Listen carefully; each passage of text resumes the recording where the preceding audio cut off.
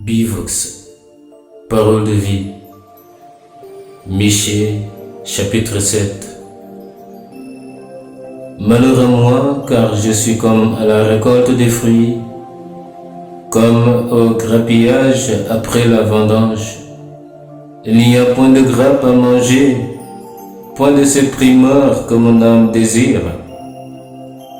L'homme de bien a disparu du pays, et il n'y a point de juste parmi les hommes.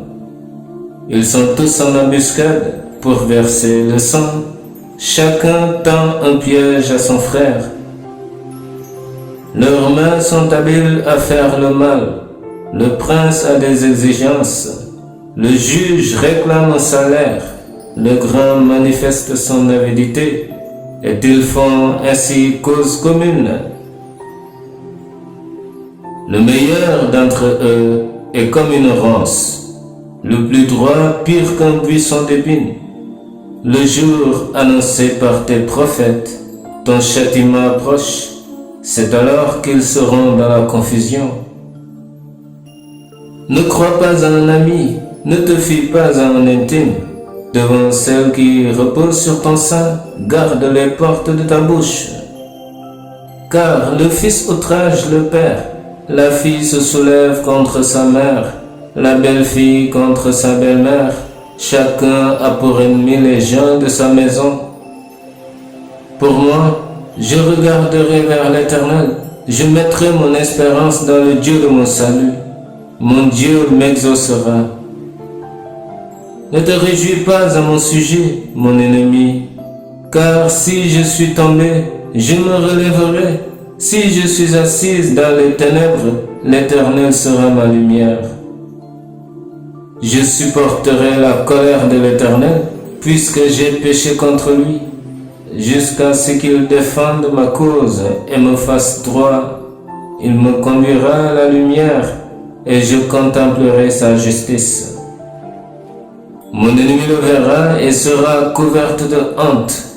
Elle qui me disait: où est l'Éternel ton Dieu?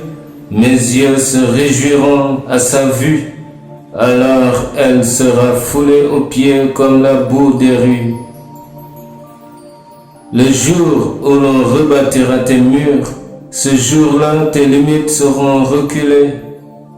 À ce jour, on viendra vers toi de l'Assyrie et des villes d'Égypte, de l'Égypte jusqu'au fleuve, d'une mer à l'autre et d'une montagne à l'autre. Le pays sera dévasté à cause de ses habitants, à cause du fruit de leurs œuvres. Paie ton peuple avec ta houlette, le troupeau de ton héritage, qui habite solitaire dans la forêt au milieu du Carmel. Qu'il pèse sur le Basan est en Galade, comme au jour d'autrefois. Comme au jour où tu sortis du pays d'Égypte, je te ferai voir des prodiges. Les nations le verront et seront confuses. Avec toute leur puissance, elles mettront la main sur la bouche, leurs oreilles seront assourdies.